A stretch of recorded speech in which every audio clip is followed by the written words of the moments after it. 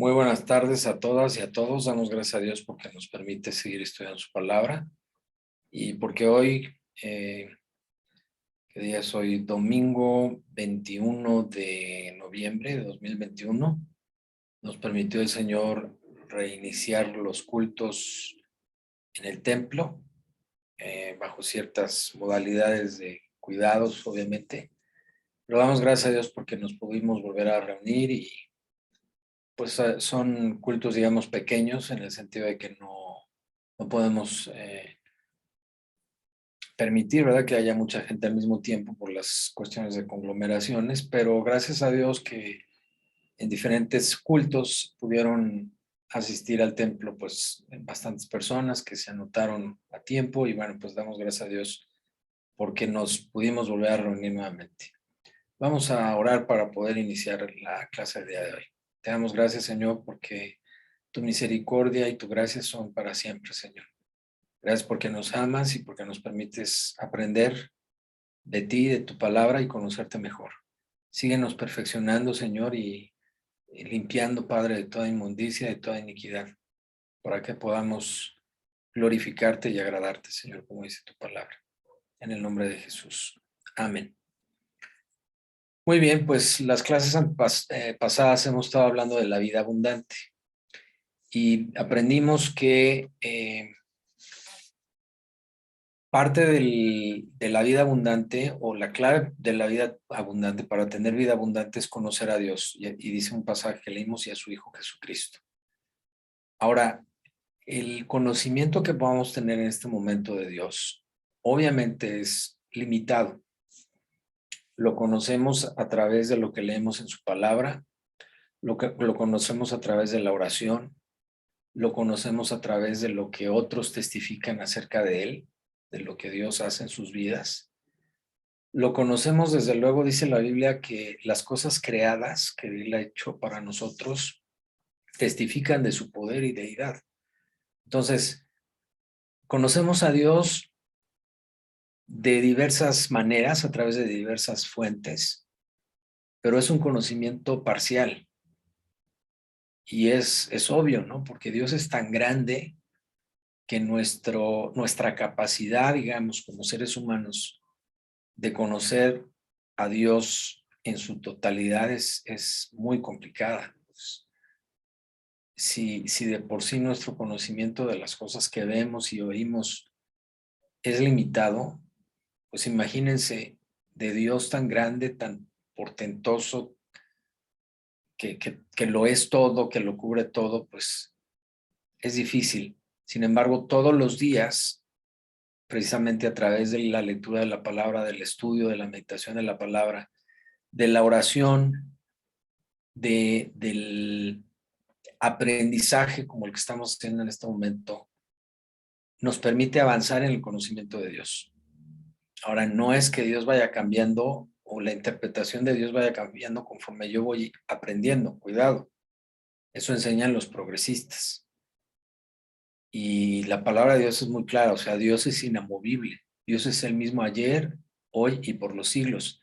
Tenga yo un 10% de conocimiento de Él, o un 90%, o un 40%. Dios es el mismo, no nos confundamos, ¿ok? Entonces, el tema de las clases anteriores es precisamente que podemos tener vida abundante conociendo a Dios y a su Hijo Jesucristo. En este conocimiento limitado, que debemos ir mejorando y profundizando cada día más, debemos entender también que algún día, vamos a conocer a Dios por completo. Y esto lo vamos a encontrar en 1 Corintios 13, si gustan ir conmigo, versículo 12. Y vamos a estar regresando a este pasaje de 1 Corintios 13.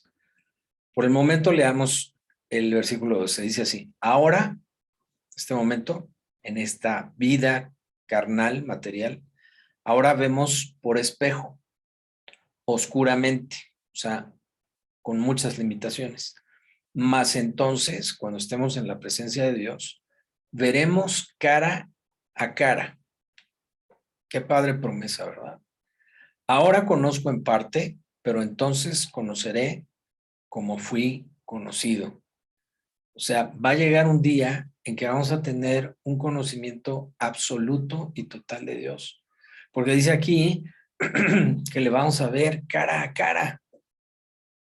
La clase pasada les preguntaba si conocían a ciertos personajes públicos de renombre.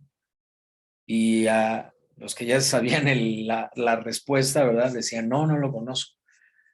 ¿Por qué? Porque normalmente estamos acostumbrados a decir, sí, sí, conozco a fulanito de tal. Oye, ¿sabes quién es tal persona? Ah, sí, sí, lo conozco.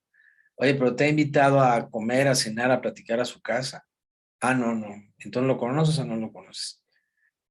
Y decíamos que es un poco como nos sucede con Dios. Realmente no lo conocemos y decimos conocerlo, ¿verdad? Hoy en la mañana en el mensaje, discúlpenme, sonó el celular. Hoy en la mañana en el mensaje les hacíamos ver el pasaje de Job donde dice, de oídas te había oído, mas ahora mis ojos te ven. O sea, ¿cuándo llegamos a conocer a Dios? Cuando le vemos. Y aquí dice este pasaje que le vamos a ver un día cara a cara. Qué hermoso es poder tener esa esperanza de que algún día vamos a poder conocer a Dios cara a cara y verle y pasar la eternidad con Él, en su presencia, etcétera. Ya no vamos a luchar, y esto es bien importante, ni con la duda, ni con el pecado. La palabra de Dios da un panorama muy, muy interesante de lo que va a ser la vida eterna. Dice que ya no habrá más llanto, ni más dolor. Todo el sufrimiento que por diferentes razones hemos experimentado, estamos experimentando y experimentaremos aquí en la carne, va a cesar. Porque cuando estemos ante la presencia de Dios vamos a estar completos, absolutamente completos. Nuestra comprensión, por lo tanto, de la abundancia, de una vida abundante, debe ser transformada. Eso lo vimos un poquito la semana pasada, ¿no? Con el pasaje de 2 Corintios 5:17, ahí tuvimos que ir un poco a prisa la clase pasada, pero me gustaría retomar este versículo que todos conocemos, que muchos conocemos, y que dice así: de modo que si alguno está en Cristo, nueva criatura es. Las cosas viejas pasaron, he aquí, todas son hechas nuevas. Inclusive mi comprensión de la abundancia, de la vida abundante, debe ser transformada. En el mensaje que compartió en la mañana, ya en el templo, enseñé sobre la gracia de Dios y vimos un pasaje que habla de las abundantes riquezas de la gracia. Entonces, esta palabra abundante, lo vimos en las clases anteriores, implica cosas que nunca nos habíamos esperado recibir, algo que sobrepasa nuestra expectativa.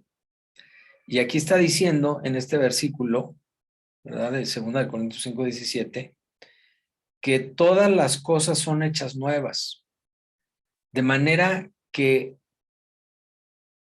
nuestra concepción de la vida abundante debe ser transformada y ya no ver la vida abundante como un sinónimo de bienestar económico, bienestar material, bienestar social o incluso bienestar en cuanto a nuestra imagen hacia los demás, ¿no? Una persona muy reconocida socialmente hablando no necesariamente es una persona feliz, ni tendría por qué serlo, porque la felicidad, el gozo no vienen de allí. Sin embargo, sí vienen de Dios y sí vienen de mi relación personal con Dios y por lo tanto de esa vida abundante que Él me promete. Entonces aquí en 2 Corintios 5:17 nos está diciendo, transforma, haz nueva tu percepción, tu comprensión de lo que es la vida abundante. Espero que a través de estas clases Dios haya hablado a tu corazón, el Espíritu Santo haya tocado tu corazón para renovar tu mente en el sentido, el espíritu de tu mente, como dice la palabra de Dios, en el sentido de ya no ver la abundancia como un sinónimo de bienestar o de abundancia material. Quítate de tu cabeza ese concepto.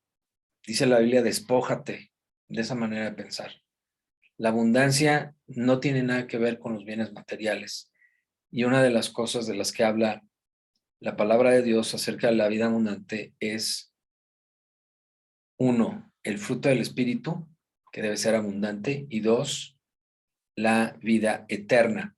Y con relación al fruto del Espíritu, me gustaría que fuéramos a Gálatas capítulo 5, en donde se habla del fruto precisamente en los versículos 22 y 23. Y voy a dar lectura. Dice, mas el fruto del Espíritu es amor, primer punto, ¿no? Primero en la lista, gozo, paz, paciencia, benignidad, bondad, fe, mansedumbre, templanza. Contra tales cosas no hay ley. Voy a repetir, el fruto del Espíritu es amor, gozo, paz, paciencia, benignidad, bondad, fe, mansedumbre, templanza. Ahora, habla del fruto del Espíritu y no de los frutos del Espíritu. ¿Por qué? Porque el fruto del Espíritu, aunque es uno solo, está compuesto de estos elementos, por decirlo de alguna manera, pero no está completo si no se tienen todos los elementos de manera simultánea. Lo que quiero decir es que el fruto del Espíritu no sería fruto del Espíritu si le faltara, por ejemplo, paz. Alguien que te diga, es que yo tengo amor, gozo, paciencia, benignidad, bondad, fe, mansedumbre, templanza, pero no tengo paz. Quiere decir que no tiene el fruto del Espíritu. Quizás habrá desarrollado a través de mecanismos humanistas un aparente gozo, un aparente amor, una aparente paciencia, pero no es el verdadero fruto del Espíritu, porque el fruto del Espíritu real es el que tiene todos estos elementos a la vez. El amor, el gozo, la paz, la paciencia, la benignidad, la bondad, la fe, la mansedumbre y la templanza. Ahora, esta verdadera vida abundante va a generar en la vida de la persona este fruto. Y por lo tanto, la manifestación de este fruto en la vida de esa persona va a reflejar que tiene la vida abundante. Viene de adentro hacia afuera. Jesús me da vida abundante en mi interior, en mi alma, en mi mente, en mi espíritu, y por lo tanto mi vida la vivo de esa manera, haciendo manifiesto en todo lo que hago, en todo lo que digo, incluso en lo que pienso, ese fruto del Espíritu. El fruto, en conceptos muy generales, es el resultado, ¿no?, de algo. Si hay un negocio, el fruto debe ser, pues, que el negocio prospere, que el negocio genere ganancias. Ese es el fruto. El fruto, por ejemplo, de un músico que se la pasa horas practicando su instrumento, el fruto es que un día pueda ejecutarlo de manera adecuada y pueda bendecir a otros que están escuchando. El fruto, por ejemplo, de una persona que va a la universidad para estudiar una carrera o a una escuela técnica para estudiar una carrera técnica o una escuela de oficios para poder ejercer un oficio. ¿Cuál es el fruto? El fruto va a ser que va a poder ejercer ese oficio, que va a poder ejercer esos conocimientos técnicos que recibió y los va a poder poner en práctica en un trabajo, en una tarea, en una asignación. Y de igual manera, el que estudia un grado universitario, el fruto va a ser poder ejercer esa profesión, ¿no? Entonces, el fruto del Espíritu es la manifestación de lo que hay aquí adentro. Reflejado, manifestado ¿en dónde? En todo, en todas las áreas de la vida de esa persona. Y eso está bien interesante y es muy hermoso, muchachos, porque nos muestra cómo la vida cristiana y la vida abundante son de a de veras. Son sinceras. No hay nada que haga borrosa la situación ahí de que, oye, esa persona que aparentemente es muy amorosa o muy benigna, muy bondadosa, ¿realmente lo será? O trae jiribilla, ¿no? O sea, una persona que no es honesta, que no es sincera, que esas características de su trato hacia los demás, por ejemplo, son solo para apantallar o solo para querer ganar un favor, un beneficio, cuando realmente debería ser una situación real, fidedigna, en donde la vida de la persona, en cualquier circunstancia, la vive de acuerdo a este fruto. Vamos a ver el caso de uno de los elementos del fruto del espíritu, que es el amor. Y vamos a tratar de entender por qué la vida abundante se relaciona con el ejercicio de un verdadero amor, del amor que proviene del Padre, dice la Biblia, del amor ágape, y no del amor humano o del amor del mundo. Y esto está en 1 Corintios 13, en donde encontramos una descripción de este tipo de amor. Y vamos a ver cómo la descripción que encontramos aquí en este capítulo se relaciona de una manera muy clara con lo que es vivir una vida abundante. Y dice así: si yo hablase lenguas humanas y angélicas y no tengo amor, vengo a ser como metal que resuena o címbalo que retiñe. Y si tuviese profecía y entendiese todos los misterios y toda ciencia, y si tuviese toda la fe de tal manera que trasladase los montes y no tengo amor, nada soy. Y si repartiese todos mis bienes, fíjense qué interesante, hay gente que aparentemente es muy buena y ama mucho a los demás porque se desprende de lo material para dar a otros. Y esta percepción de este tipo de gente puede ser muy engañosa porque a simple vista, pues uno los tendría como una cuestión obligatoria que calificar como personas que aman mucho. Pero aquí dice, si repartiese todos mis bienes para dar de comer a los pobres, y si incluso entregase mi cuerpo para ser quemado, o sea, no nada más doy mis bienes, sino mi vida misma, pero dice al final, y no tengo qué, amor, de nada me sirve. O sea, hay personas que pueden llegar a ser mártires por entregar su vida por alguna causa X, que pueden llegar a quedarse sin sus posesiones porque las venden o las regalan a otras personas, dice aquí, para dar comida a los pobres. Pero aquí, según este pasaje, aún habiendo hecho todas estas cosas, hay gente que no tiene el verdadero amor del que habla 1 Corintios 13. Y esto es muy importante y muy interesante. Sigo leyendo, versículo 4.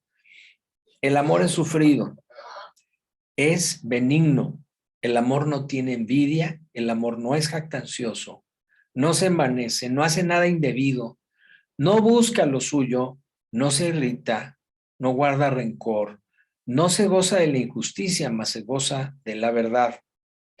Todo lo sufre, todo lo cree, todo lo espera, todo lo soporta. El amor nunca deja de ser, pero las profecías se acabarán y cesarán las lenguas, y la ciencia acabará, porque en parte conocemos y en parte profetizamos, mas cuando venga lo perfecto, entonces lo que es en parte se acabará. Sí, sigue la lectura y el último versículo del capítulo 13 de 1 Corintios dice así: y ahora permanecen la fe, la esperanza y el amor. Estos tres, pero el mayor de ellos es el amor. Ahora, el amor de la descripción de 1 Corintios 13 es un elemento del fruto del Espíritu de Gálatas 5:22, que como decíamos, la vida abundante consiste en una abundancia de este fruto. están directamente relacionados. Entonces, cuando una persona que incluso, como dice allí, entregase su cuerpo para ser quemado o tuviese una gran capacidad de conocimiento intelectual, como dice aquí, hablar lenguas humanas y angélicas, o tener dones como el de profecía, dice allí, o de conocimiento, dice, entendiese todos los misterios y toda ciencia, o que tuviese yo un nivel espiritual, digamos, de tener fe de tal manera que traslade los montes. ¿De qué sirve, dice este pasaje, si no existe el amor? Lo que yo les decía hace un momento, puedo yo tener de los elementos del fruto del Espíritu gozo, paz, paciencia, benignidad, bondad, fe, mansedumbre, templanza, pero si me falta el amor, ¿de qué me sirve todo lo demás? Dice, nada soy, vengo a ser como un metal que resuena o címbalo que retiñe, hace mucho ruido, ¿no? De principio, pero después ese ruido se pierde, se disuelve. Y es muy interesante analizar este pasaje, porque me dice aquí, primero, que de qué me sirve tener o ser de determinada manera o tener ciertas cosas si no tenemos el amor del que está hablando aquí. Y luego describe cómo debe ser esta clase de amor. Y lo describe tanto para que lo aprendamos y lo pongamos por obra, como para poder identificar en mí y en otros si la clase de amor que está manifestando esa persona o yo mismo es el amor que me pide Dios tener como parte del fruto del Espíritu. Si yo, evaluándome a mí mismo, veo que yo no tengo amor sufrido, no tengo un amor benigno, que yo tengo envidias de X cosa o de X situación, porque dice aquí, el amor no tiene envidia. Entonces quiere decir que si yo tengo algún tipo de envidia, no tengo el amor ágape, el amor que Dios quiere que yo experimente primero hacia Dios, pero también hacia el prójimo. También dice que el amor no es jactancioso, no se jacta y no se envanece, no es presumido, no es soberbio, ¿verdad? Si yo tengo soberbia o jactancia en mi vida, cuidado, no tengo amor. Porque ¿qué es lo que demuestra la jactancia y la soberbia, el orgullo? Pues que yo me siento acá por encima de los demás, o que tengo yo una capacidad extraordinaria con relación a la media, ¿no? de los demás, donde vivo, de mi familia, donde me desempeño como estudiante o como profesionista o simplemente como amigo, en mi entorno social. Si yo me siento más que los demás, estoy siendo jactancioso. Y dice la Biblia que si yo tengo jactancia o yo tengo envanecimiento, entonces no tengo amor. Porque dice aquí que el amor no tiene envidia y que el amor no es jactancioso, no es jactancioso, perdón, y no se envanece. Además, en el versículo 5 sigue describiendo esta clase de amor y dice, no hace nada indebido, nada indebido. No dice, ay, de vez en cuando, ¿verdad? Se da su canita al aire y se porta mal, pero luego se arrepiente y ya la hizo. Ojo, aquí dice, no hace nada indebido. ¿Quieres calificarte o quieres que los demás te califiquemos para ver si realmente has hecho manifiesto en tu vida esta clase de amor? ¿Haces algo indebido? ¿O has hecho o estás haciendo cosas indebidas? No tienes ese amor, no tienes el amor del fruto del Espíritu. Otra cualidad de este amor, no busca lo suyo. Híjole, dicen por ahí que nos rascamos para adentro, ¿no? Así, para adentro. No nos rascamos así.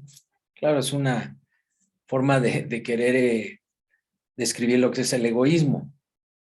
Por comodidad sería muy complicado rascarse hacia afuera, pero Es una analogía, ¿no? Y es bien tremendo porque normalmente vamos a buscar lo que nos beneficia a nosotros. Luego otra cualidad dice, no se irrita. El amor de 1 Corintios 13, muchachos, muchachas, no se irrita. Ante cualquier cosita ya nos andamos irritando. Nos enojamos, nos sentimos. La irritación tiene que ver con las dos cosas. Cuando, por ejemplo, nos vestimos con algo, alguna tela que no está bien lavada o que somos alérgicos a esa tela o lo que sea, después de ciertas horas de haber traído puesta esa vestimenta, nos empieza a molestar como ardor, como comezón, y vemos si tenemos hasta ronchitas o alguna cosa allí, ¿no? Que ya empieza a verse rojo, un enrojecimiento, porque hubo una irritación. Entonces, hay cosas, ¿no? Que a veces nos irritan, o personas, o comentarios. ¿Qué dice aquí? Que si tenemos esta clase de amor, no nos vamos a irritar.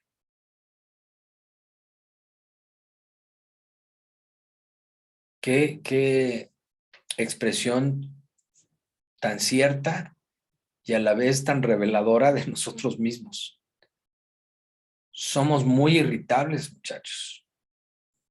Apenas nos dicen algo o sucede algo o alguien hace algo que no nos gusta y respingamos, nos quejamos, nos enojamos y a veces incluso se la devolvemos. ¿Eso es amor?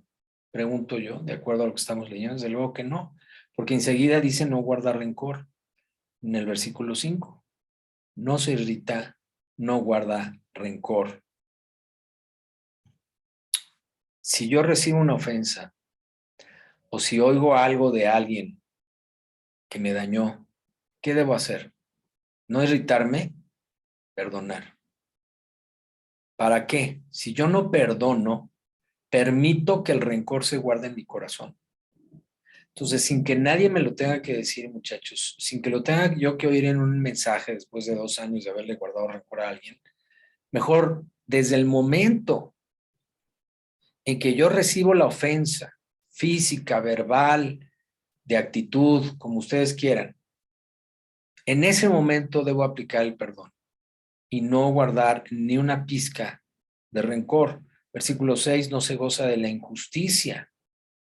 Hay tanta gente que con tal de sacar un provecho es capaz de pasar por encima del otro, y aunque sea el familiar muy cercano.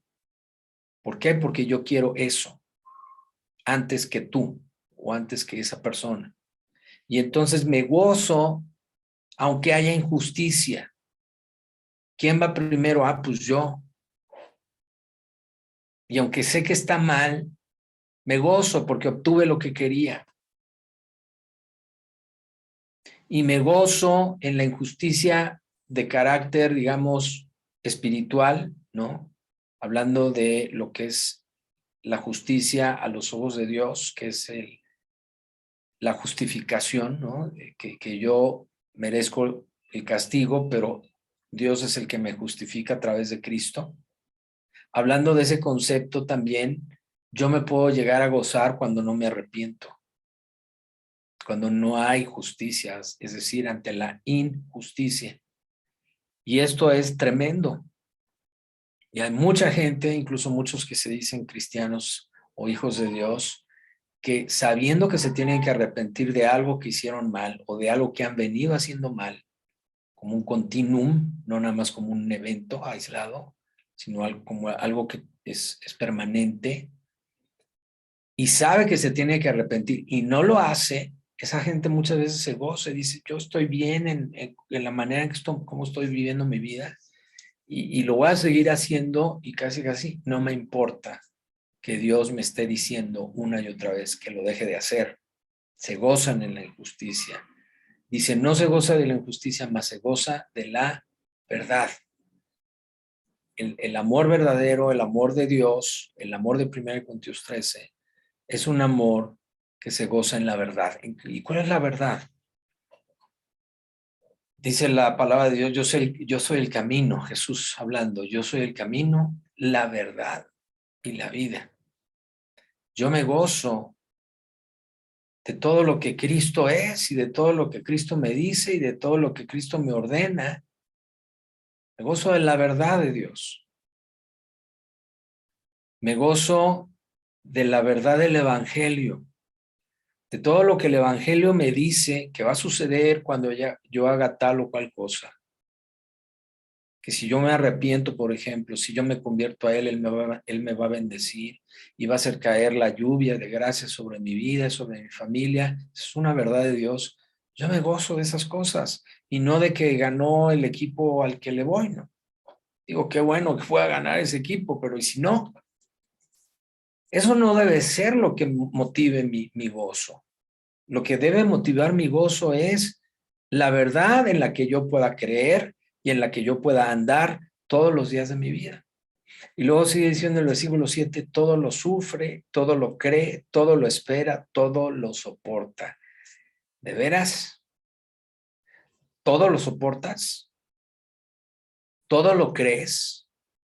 No, decimos, a ti, mira, ni te creo, porque tú, mira, mentiroso, traidor, canijo, sinvergüenza, te tengo en mi lista negra. Y todo lo que me digas a partir de hoy, no te voy a creer nada. Ahora, ¿a qué se refiere cuando dice todo lo cree? Que seamos ingenuos y que nos dejemos engañar por todo el mundo y que creamos todo sin filtrar. Dice la Biblia que debemos discernir, ¿no? El bien del mal. Y que debemos discernir a los espíritus, dice la palabra de Dios. Probad a los espíritus. Entonces, no es que yo sea ingenuo y que tome decisiones en base a esa ingenuidad. Lo que me está diciendo aquí es que debo creerle a la gente. Y debo creer además sobre todo lo que Dios me dice, todo lo cree. Durante la formación de muchos cristianos, de repente la persona se enfrenta a una verdad que viene necesariamente, porque no caben juntas, a derribar una verdad anterior que vino de su experiencia previa en casa, con amigos, de manera académica. Y entonces llegan a Cristo con un montón de ideas y de verdades a medias o de mentiras realmente. Y cuando llega la verdad de Jesucristo y se confronta con esa mentira o con esa verdad aparente, no caben en el mismo espacio y una de las dos se tiene que ir. Y entonces muchas veces el que está en formación, el Hijo de Dios que está en formación, no está dispuesto a que la verdad que salga del mismo espacio sea la verdad anterior. ¿Y qué hacen? Neutralizan con la verdad que traían antes de conocer a Cristo, neutralizan la verdad que están aprendiendo. Es decir, deja de creer en parte de lo que Dios le está enseñando. Y esto es muy peligroso, porque entonces esa persona va a vivir una vida a medias,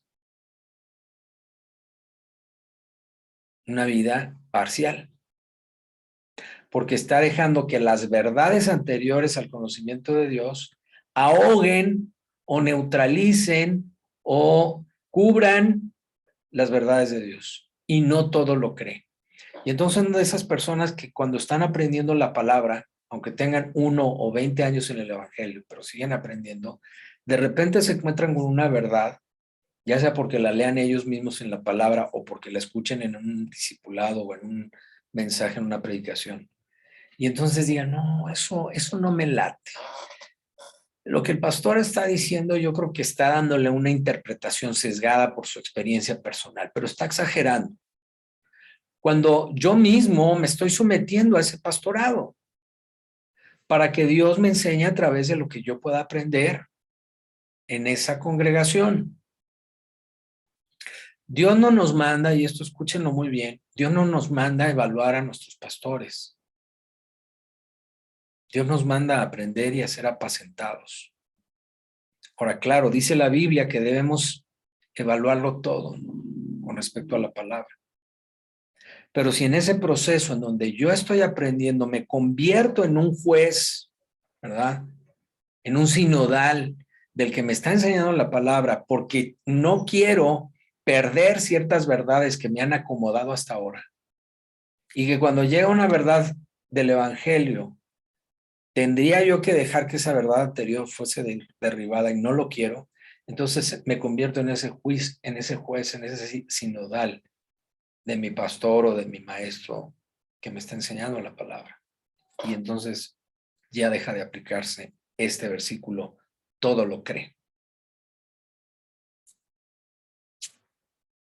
Y ya de una manera muy inmediata en la vida diaria. Entre esposos, por ejemplo, ustedes no están casados ni casadas, pero algún día Dios mediante lo van a estar. Y entonces va a llegar la esposa, el esposo, hola mi amor, oye, ¿qué tal cosa y tal cosa? Ah, pues tal, ¿no? La respuesta a la pregunta. No te creo. ¿Por qué no? No, pues es que te lo veo en los ojos, me estás mintiendo. Bueno, a lo mejor ya lo conoce o la conoce suficientemente como para ver que algo está ocultando. Pero de entrada, muchachos, ¿por qué no creerle a la gente? A la gente que amamos, me refiero. E insisto, no por ser tonto o ay, te están tomando el pelo y ni cuenta te das. Miren, no es eso. Porque el otro extremo es ser un absoluto desconfiado de todo. Y la verdad, qué vida tan horrible, ¿no? Que desconfíes de todo y particularmente de lo que te dicen tus seres queridos. Qué suplicio estar viviendo una vida así.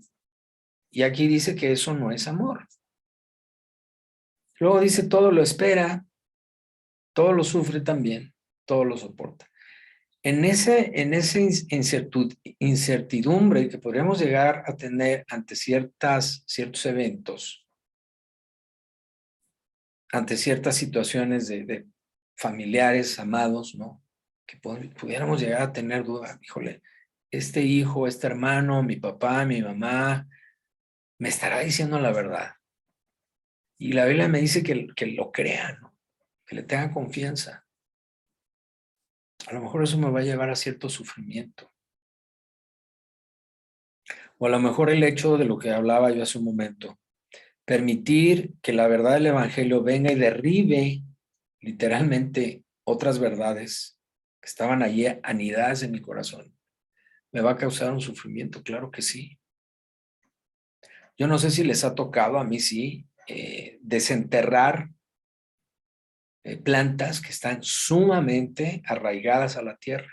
La misma hierba, el mismo pasto, cuando está muy crecido, ha generado ya una red de raíces muy extendida y muy fuerte.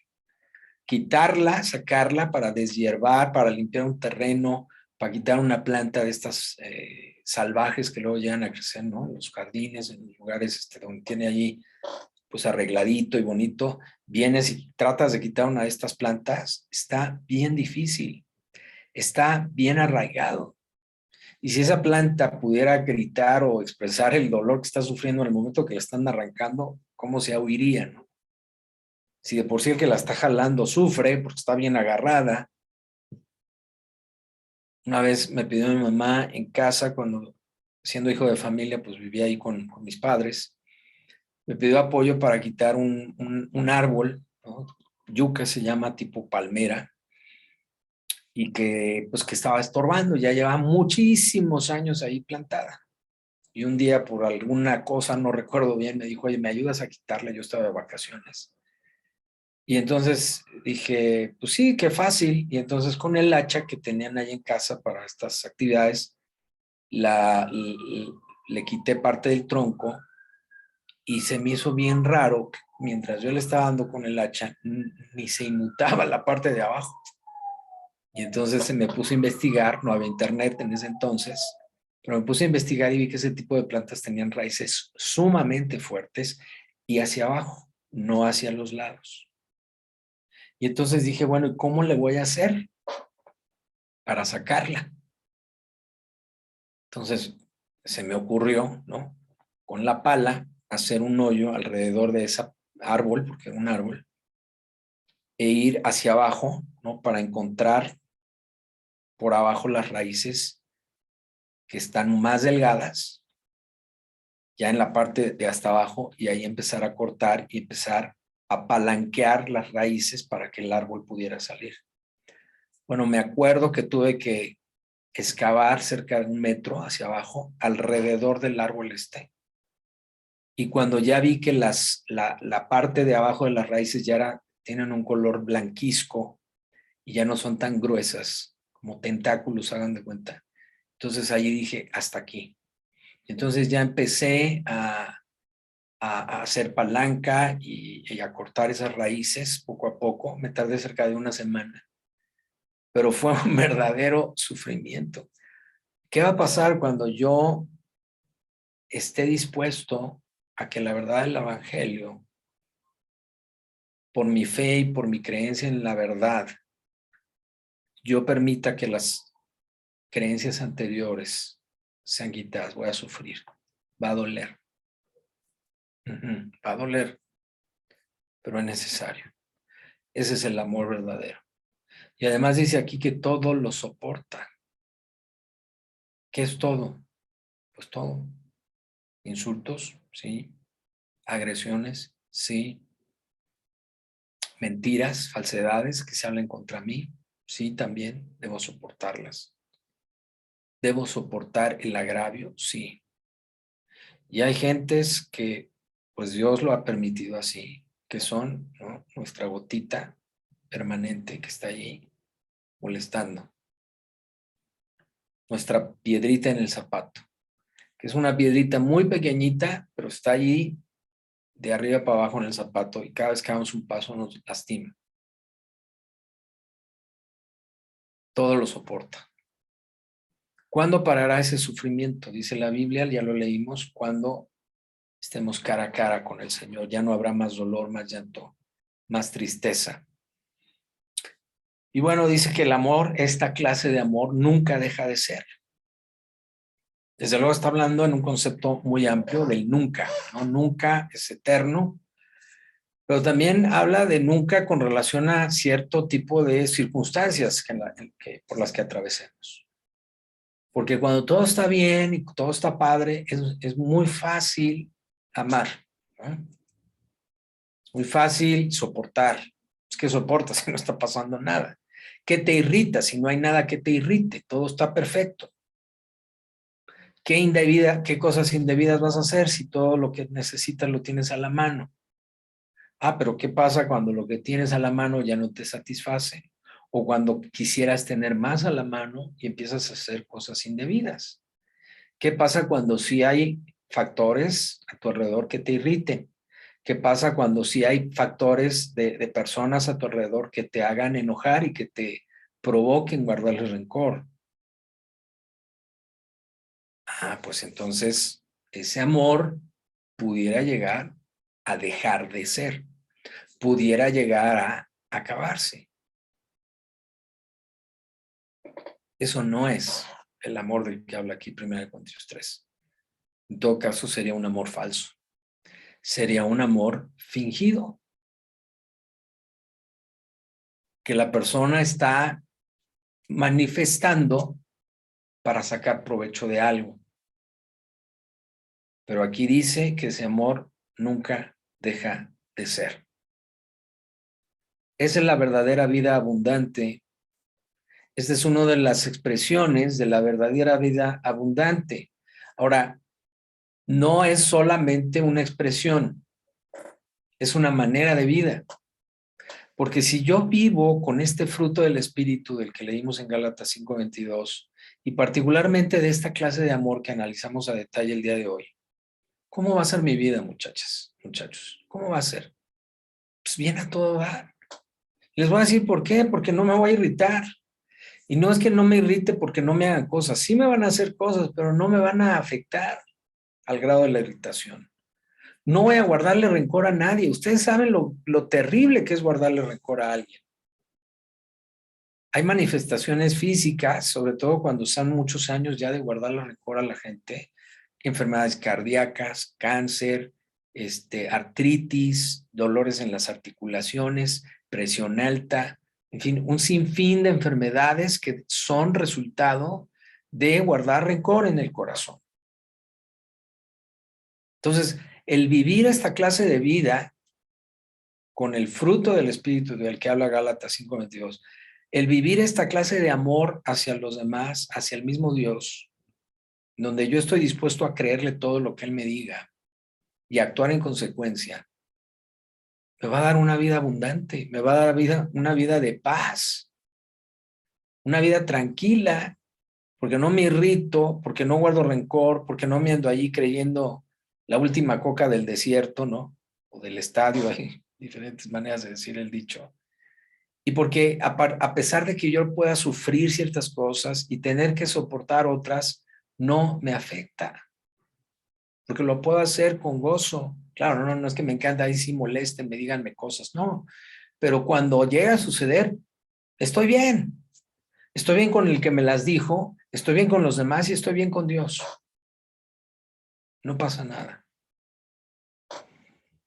El otro día en una reunión de trabajo hubo allí algunas situaciones muy complicadas con las personas con las que había interlocución y al grado que uno de ellos pues sí fue algo agresivo hacia mi persona y al final de la reunión uno de mis jefes me comentó: oye David, pues te pegaron durísimo y aguantaste, muy bien.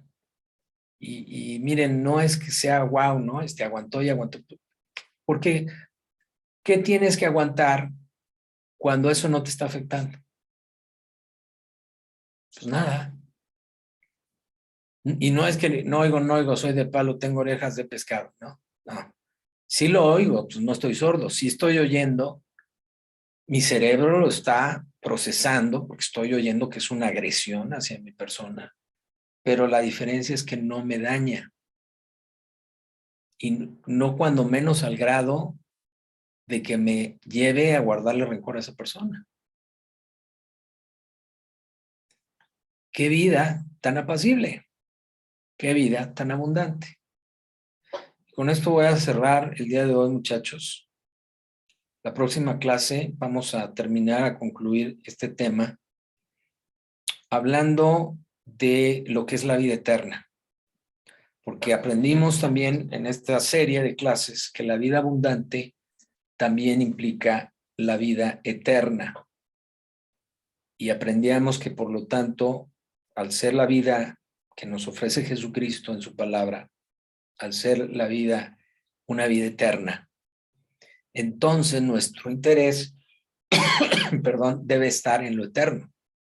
Si la vida que me está ofreciendo Dios, la vida abundante, implica vida eterna, ¿qué es lo que me debe preocupar? Lo eterno. Pensemos en un ejemplo y con esto cierro. Si yo pienso, por ejemplo, en un viaje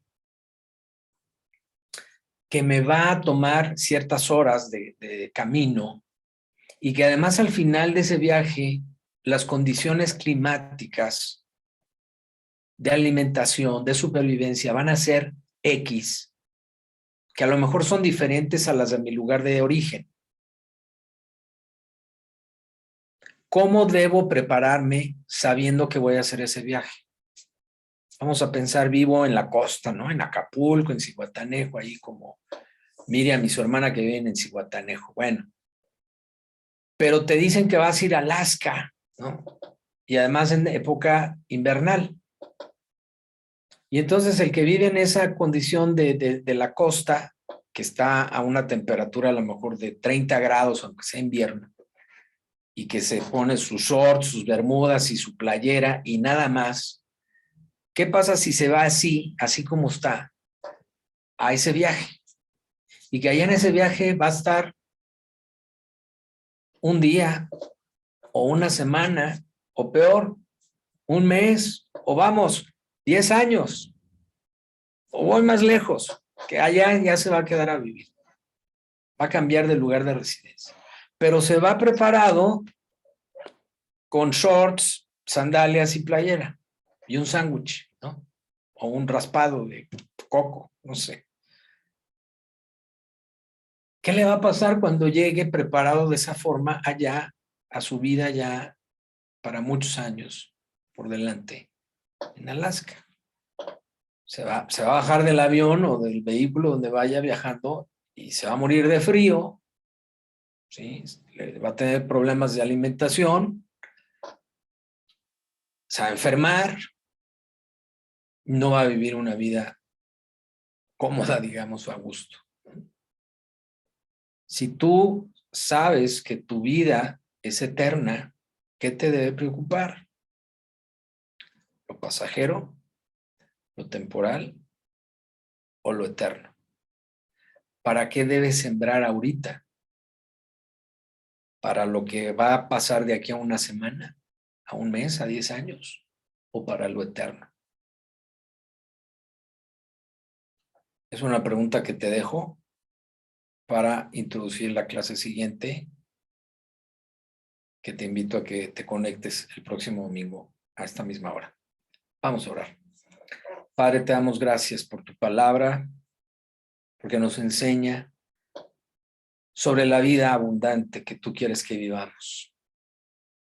Así nos dijiste en Juan 10:10, Señor, que quieres que tengamos una vida abundante. Gracias porque hoy hemos aprendido que esta vida abundante implica tener el fruto del Espíritu, no un elemento, sino todos al mismo tiempo. Y uno de ellos es el amor.